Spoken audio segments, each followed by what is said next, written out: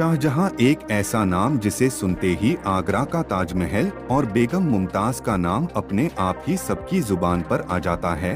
शाहजहां को तो आप सब लोग भली भांति जानते हैं, लेकिन क्या आपको पता है शाहजहां की इन काली करतूतों के बारे में? अगर नहीं तो चलिए जानते हैं।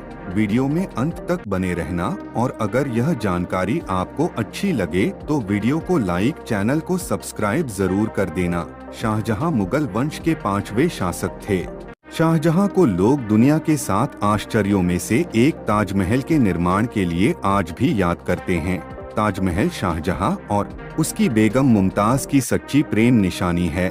मुगल शासक शाहजहां कला वास्तुकला के गूढ़ प्रेमी थे। शाहजहां ने अपने शासन काल में मुगल कालीन कला और संस्कृति को जमकर बढ़ावा दिया था।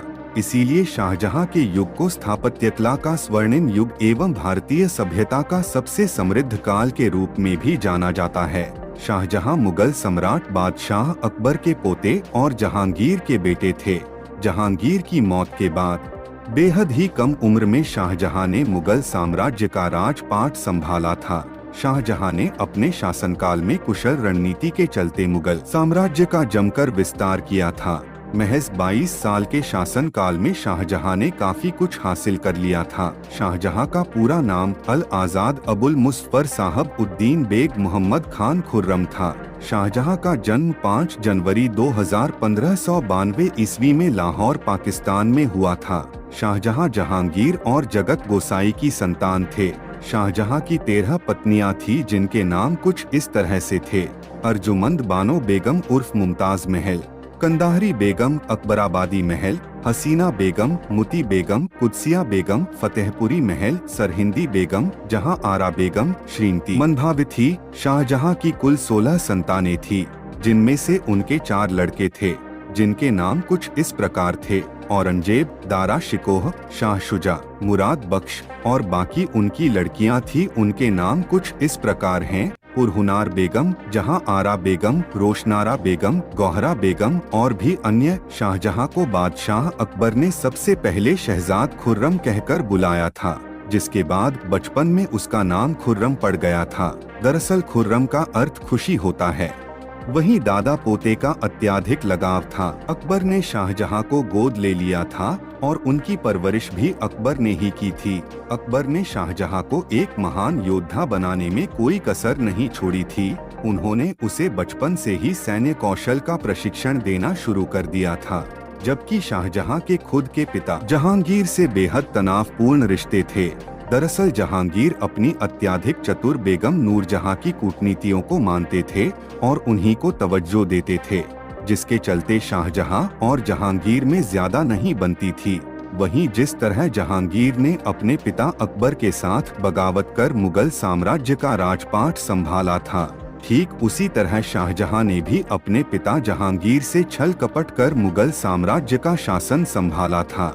शाहजहां की सौतेली मां नूरजहां बिल्कुल नहीं चाहती थी कि शाहजहां मुगल सिंहासन पर विराजित हो। वहीं शाहजहां ने भी नूरजहां की साजिश को समझते हुए 1622 ईस्वी में आक्रमण कर दिया।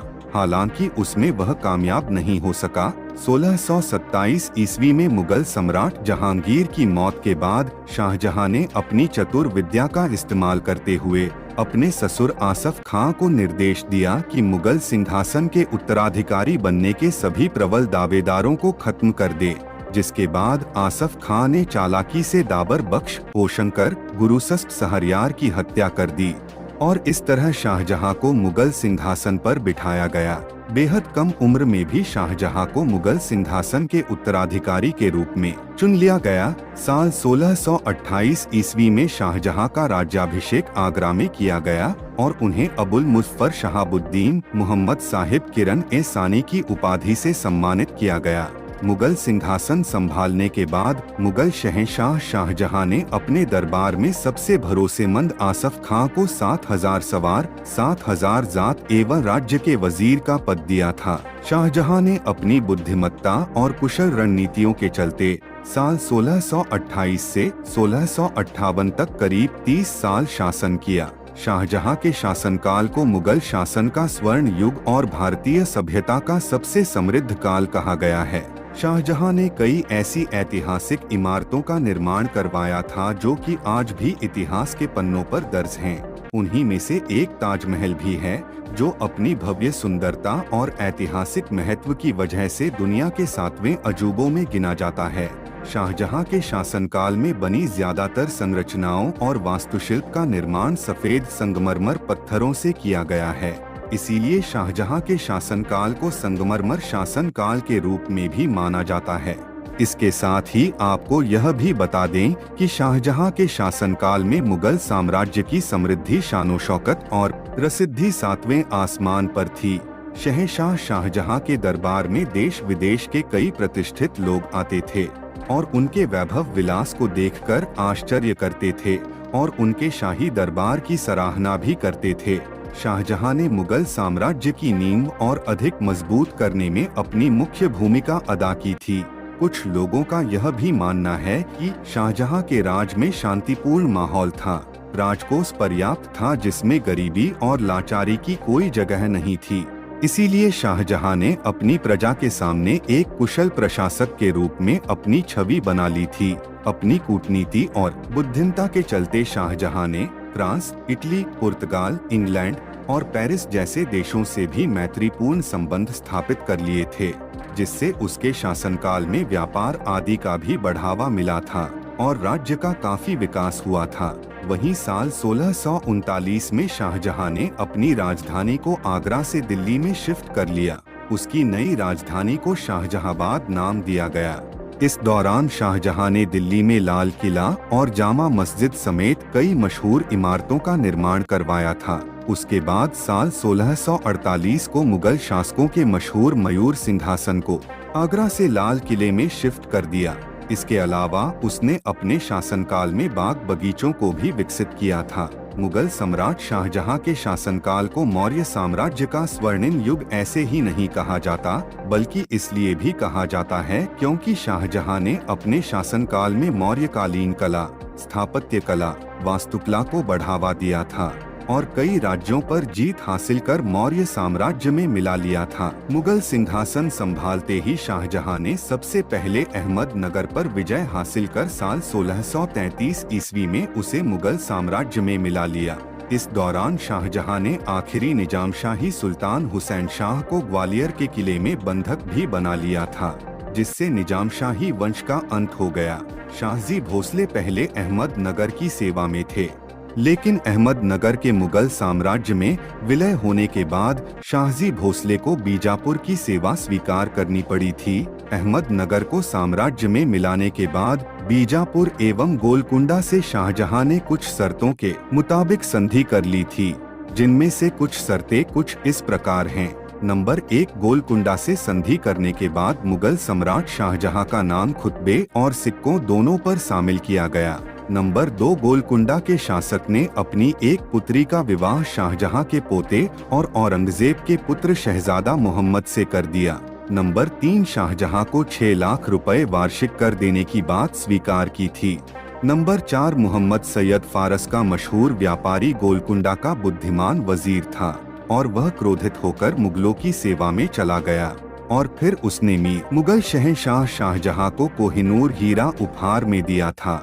1636 ईस्वी में 5वें मुगल शाहजहां ने बीजापुर के शासक द्वारा मुगल साम्राज्य की अधीनता स्वीकार न करने पर धावा बोल दिया और उसे संधि करने पर मजबूर कर दिया। संधि की शर्तों के मुताबिक बाजीपुर सुल्तान ने हर साल 20 लाख रुपए कर के रूप में देने का वादा किया। इसके अलावा गोलकुंडा को परेशान न करना, शाहजी भोसले का मद्द नहीं करना भी संधि की शर्तों में शामिल किया गया। शाहजहां ने जबरन संधि करने के बाद अपने पुत्र औरंगजेब को 11 जुलाई 1636 ईस्वी को दक्षिण का राजप्रतिनिधि नियुक्त कर दिया। साल 1636 से 1644 के दौरान औरंगाबाद को मुगलों द्वारा दक्षिण में जीते गए प्रदेशों की राजधानी बनाया गया। इसके बाद 1644 में औरंगजेब को उसके भाई दारा शिकोह के विरोध के कारण मजबूर होकर दक्षिण के राजप्रतिनिधि के पद से इस्तीफा देना पड़ा। हालांकि इसके बाद साल 1645 में औरंगजेब को गुजरात का शासक बना दिया। इसके बाद औरंगजेब को फिर से कंधार, बल्ख आदि पर आक्रमण के लिए भेजा। और फिर से औरंगजेब को साल 1652 से 1657 तक दक्षिण की सूबेदारी दी गई। इस दौरान शाहजहां के पुत्र औरंगजेब ने दक्षिण में मुर्शिद कुली खां की मदद से यहाँ की अर्थव्यवस्था एवं लगान व्यवस्था को मजबूत बनाया। इसके बाद शाहजहां के शासनकाल के दौरान मुगल शासकों ने गोलकुंडा के शासक कुतुब शाह को संधि करने पर विवश कर दिया, जिसके परिणामस्वरूप मुगल साम्राज्य के दौरान गोलकुंडा दुनिया के सबसे बड़े हीरा विक्रेता बाजार के रूप में उभरा। मध्य एशिया में भी मुगलों का आधिपत्य स्थापित नहीं हो सका। आपको बता दें कि मध्य एशिया में मुगल साम्राज्य का विस्तार करने के लिए शाहजहां ने अपने पुत्र औरंगजेब और शहजादा मुराद को भेजा था। 1622 ईस्वी में शाहजहां के पिता जहांगीर के समय में कंधार का किला मुगलों के अधिकार से निकल गया था, लेकिन शाहजहां के कूटनीतिक नीतियों की वजह से वहां के किलेदार अली मर्दान खां ने 1639 ईस्वी में यह किला मुगलों को दे दिया था।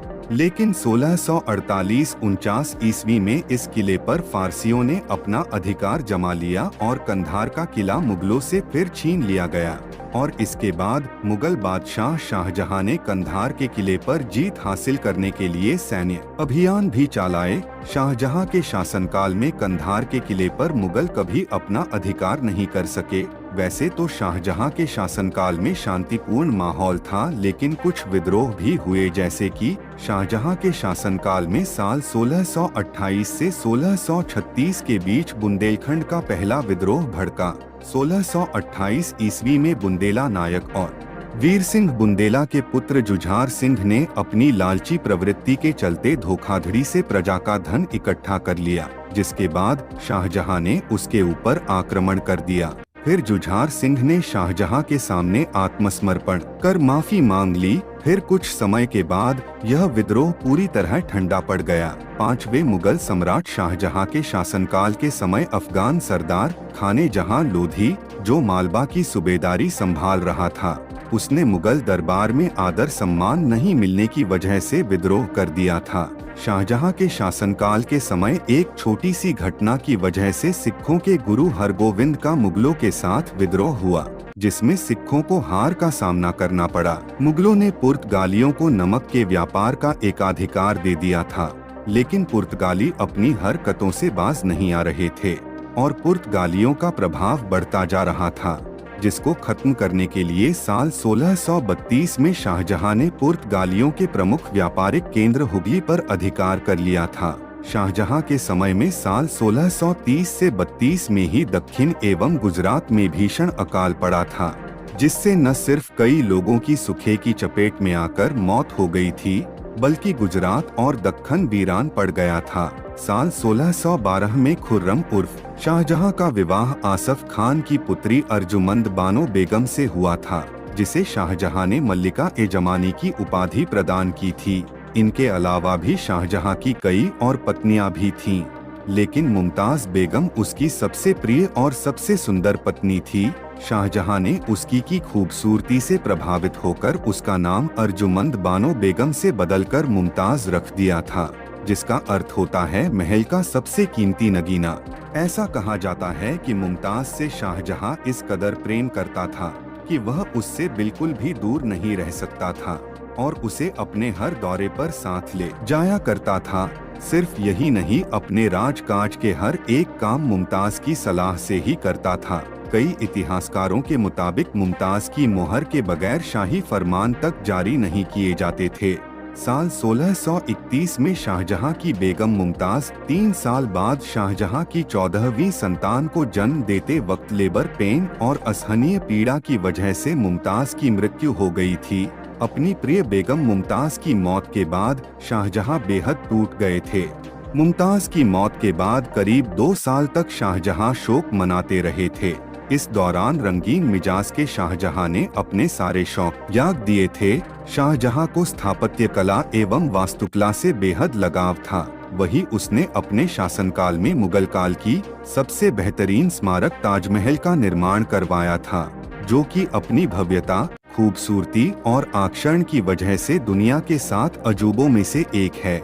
आगरा में स्थित सफेद संगमरमर के पत्थरों से बनी ताजमहल की इमारत अत्यंत भव्य और सुंदर है। यह शाहजहां द्वारा बनवाया गया उनकी बेगम मुमताज की एक बेहद भव्य और आकर्षक कब्र है। इसीलिए इस खास इमारत को मुमताज का मकबरा भी कहा जाता है। शाहजहां ने अपने प्रेम को सदा अमर रखने के लिए मुमताज की याद में ताजमहल बनवाने का फैसला किया था। इसीलिए इसे उन दोनों के बेमिसाल प्रेम का प्रतीक भी माना जाता है।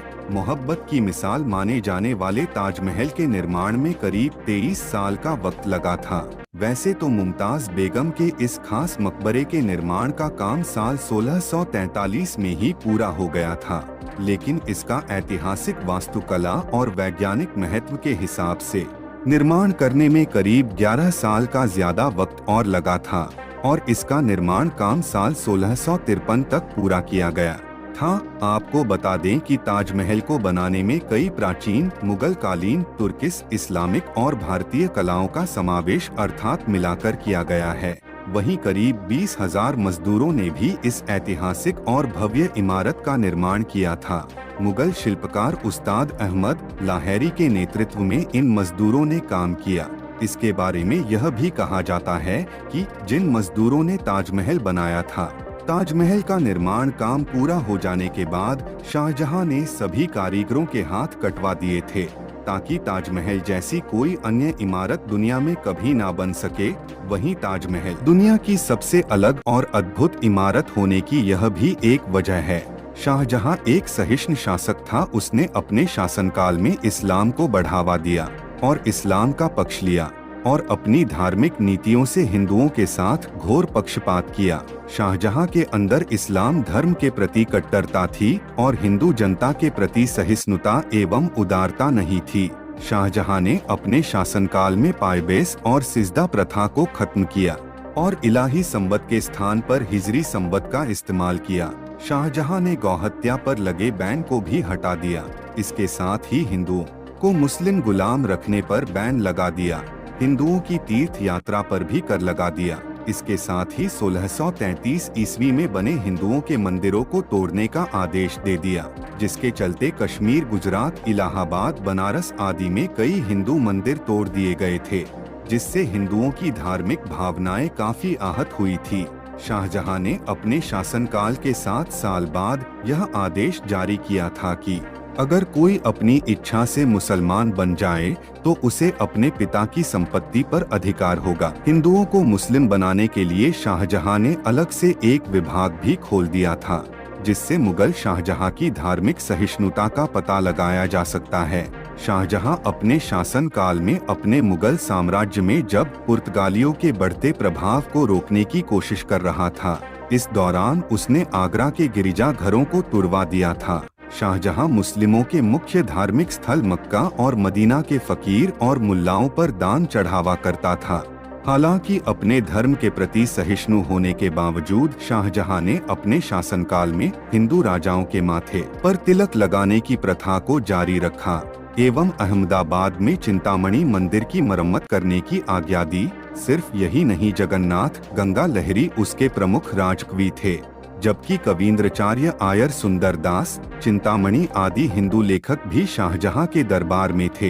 इतिहासकारों के मुताबिक शाहजहां और मुमताज महल की 14 संतानों में से सिर्फ 7 संतानें ही जीवित बची थी, जिनमें से 4 बेटे और 3 बेटियां थीं। वहीं शाहजहां के चारों पुत्र दारा शिकोह, शाह शुजा, औरंगजेब और मुराद बख्श की आपस में बिल्कुल भी नहीं बनती थी, क्योंकि वे चारों ही मुगल सिंहासन पर बैठना चाहते थे। चारों के बीच उत्तराधिकारी की लड़ाई साल 1657 में ही शुरू हो गई थी। हालांकि शाहजहां चाहते थे कि उनके बाद उनका बेटा दारा शिकोह ही सिंहासन पर बैठे, क्योंकि चारों बेटों में सबसे ज्यादा बुद्धिमान, शिक्षित, सभ्य, समझदार और दयालु स्वभाव का दारा शिकोह ही था। लेकिन औरंगजेब अपने पिता की सत्ता पाने के लिए इस हद तक गिर गया कि उसने अपने पिता शाहजहां को ही बंधक बना लिया। इतिहासकारों के मुताबिक साल 1658 में क्रूर पुत्र औरंगजेब ने शाहजहां को किले में कैद कर लिया था करीब 8 साल तक। शाहजहां ने इस किले के शाहबुर्ज में एक बंदी की तरह गुजारे। हालांकि इस समय शाहजहां की बड़ी बेटी जहांआरा ने साथ रहकर उसकी सेवा की थी। इतिहासकारों का यह भी मानना है कि मुमताज की मृत्यु के कुछ ही साल बाद शाहजहां ने अपनी बड़ी बेटी जहांआरा से विवाह कर लिया था। इस पर आपका क्या मानना है? अपनी राय कमेंट में जरूर बताएं। 31 जनवरी साल 1666 में मुगल बादशाह शाहजहां इस दुनिया को अलविदा कह गए, जिसके बाद ताजमहल में उनकी बेगम मुमताज की कब्र के पास ही शाहजहां को दफनाया गया और शाहजहां की मौत के बाद उसका पुत्र औरंगजेब छल कपट से मुगल सिंहासन की राजगद्दी पर बैठा। अगर आप शाहजहां के बारे में कुछ और जानते हैं तो कमेंट में जरूर बताना और वीडियो को लाइक, शेयर और चैनल को सब्सक्राइब जरूर कर देना। मिलते हैं अगली जानकारी के साथ।